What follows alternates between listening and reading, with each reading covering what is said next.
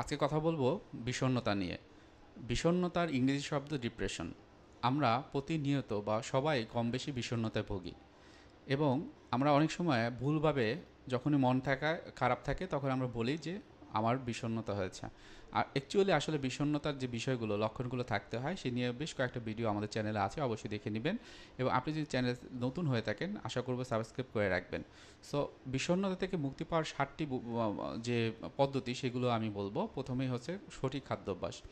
খাওয়া দাওয়ার ক্ষেত্রে আপনার অবশ্যই খেয়াল রাখতে হবে খাওয়া দাওয়ায় পর্যাপ্ত প্রোটিন আমিষ আছে কিনা। আপনি সবুজ শাকসবজি ফলমূল এগুলো আপনি খেতে পারেন। এরপর যেটা হয় যে অনেক সময় দেখা যাচ্ছে খাওয়ার প্রতি একটা অনীহা হয় যার ভিতরে ডিপ্রেশন থাকে। সেক্ষেত্রে আমি বিষণ্ণতার কথা চিন্তা যদি পরেও করতে পারি, অন্তত খাওয়া দাওয়ার যে জায়গাটা সেই জায়গাটা আমি কীভাবে একটু বাড়াতে পারি সেটা একটু খেয়াল রাখতে পারেন। 2 নম্বরে যেটি আসে সেটি হলো নিয়মিত শারীরিক ব্যায়াম। আপনারা ইতিমধ্যে জেনেছেন যে আমাদের শারীরিক ব্যায়াম আমাদের এন্ডোরফিন নামক একটা হরমোন নিঃসরণ করে, যার মাধ্যমে আমাদের মনটা কিন্তু ভালো থাকে, সতেজ থাকে।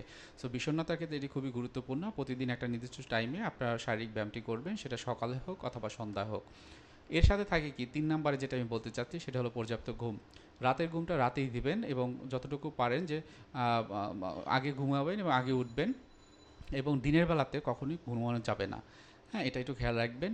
যদি ঘুম আসে সেক্ষেত্রে অন্য একটা কাজে আপনি নিজেকে নিয়োজিত রাখলেন যেটা আপনার ভালো লাগে এবং প্রতিদিন 7 থেকে 8 ঘন্টা ঘুমানোর একটা প্র্যাকটিস করতে হবে। এরপর 4 নাম্বার যেটা হলো সামাজিক সংযোগ বৃদ্ধি করা। আপনারা অনেকেই জানেন যে আমাদের অনেকেই থাকে বন্ধু-বান্ধব, আত্মীয়স্বজন। অনেক সময় তাদের সাথে আমরা মিশি না বা কথা বলতে পারি না আমাদের ব্যস্ততার কারণে। ঠিক একই জিনিসটা বিষণ্ণতা যারা ভোগে তাদের ক্ষেত্রেও হয়ে থাকে। তো সেই ক্ষেত্রে আপনি যেটা করবেন যে যারা আত্মীয়স্বজন আছে তাদের কাছে আপনার মনের কথাগুলো বলতে পারেন। হয়তো এমন হয় কিছু জিনিস ফ্ল্যাশব্যাক হয়, অতীতের কথা বারবার মনে আসে, আপনি না চাইলেও চলে আসে। সো এই জায়গাটাতে তাদের সাথে কথা বলে আপনি একটা হালকা হতে পারেন। খুব বেশি সমস্যা হলে অবশ্যই প্রফেশনাল যে হেল্পটা সেটা এই ক্ষেত্রে নিতে পারেন। 5 নম্বরে যেটি আসে মেডিটেশন। মেডিটেশনের সম্পর্কে আর কী বা বলার, অনেকগুলোই তো ভিডিও দেওয়া আছে, দেখে নেবেন আপনারা। বিভিন্ন রকম মেডিটেশনের ক্ষেত্রে যেমন কী হয় যে গার্ডেনিং এক্সারসাইজ যেটা আপনারা অলরেডি জানেন, পজিশন অফ পাওয়ার অথবা পিএমআর, প্রোগ্রেসিভ মাসেল রিল্যাক্সেশন, শ্বাস প্রশ্বাসের ব্যায়াম, ব্রিদিং এক্সারসাইজ এগুলো আপনারা করতে পারেন মাইন্ডফুলি। তাহলে দেখবেন যে এটা আপনার ভিতরে আর একটু ভালো লাগা কাজ করবে। তাছাড়া আপনারা গ্রাউন্ডিং টেকনিকের কথা জানেন যে আপনার যখন খুব বেশি খারাপ লাগবে তখন বর্তমানে থেকে আপনি 5টা জিনিস দেখলেন, হ্যাঁ, এবং 4টা জিনিস একটু স্পর্শ করলেন, 3টা শব্দ একটু কানে শোনার চেষ্টা করলেন ওই সময়টাতে, 2টো জিনিস ধরার ধরে সেটা একটা অনুভূতিটা নিলেন এবং একটা স্বাদ মুখের থেকে স্বাদ আপনি নিতে পারেন। সো এটাও কিন্তু মেডিটেশনের ভিতরে দেখবেন যে খুব ভালো কাজ করবে।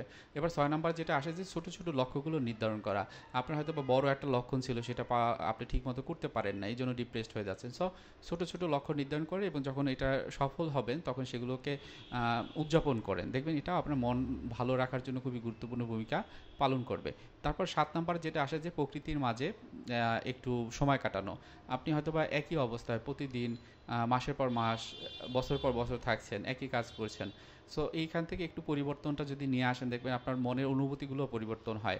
ডিপ্রেশনে যাদের ভোগে অনেক সময় তাদের ভিতরে হতাশাবোধরা হয়, মনটা বিষণ্ণ থাকে।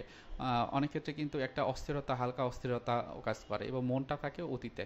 সো এই জায়গাগুলোতে আপনি যদি একটু নতুন একটা পরিবেশে গেলেন, হয়তো বা একটা সমুদ্র সৈকতে গেলেন অথবা আপনি পাহাড়ে গেলেন, সেখানে গেলে আপনি দেখতে পারবেন যে এই যে নেচারটা কত সুন্দর সেটাকে একটু উপভোগ করতে পারেন। যদি এই 7টা বিষয় একটু খেয়াল রাখেন এবং আপনি যদি নিয়মিত করেন দেখবেন যে আপনার যে ডিপ্রেশন বা বিষণ্ণতা সেটা আপনি নিজেই একটু কাটিয়ে উঠতে পারবেন। তারপরে যদি খুব বেশি সমস্যা হয় সেক্ষেত্রে কাউন্সেলিং বা ক্লিনিক্যাল সাইকোলজিস্টের কাছে যেতে পারেন। যদি মনে করেন না আপনার সমস্যাটা অনেক বেশি সেক্ষেত্রে অবশ্যই একজন সাইকিয়াট্রিস্টের কাছে যেতে হবে। তো আজকে ভিডিওটা এখানে রাখছি। ধন্যবাদ। আসসালামু আলাইকুম।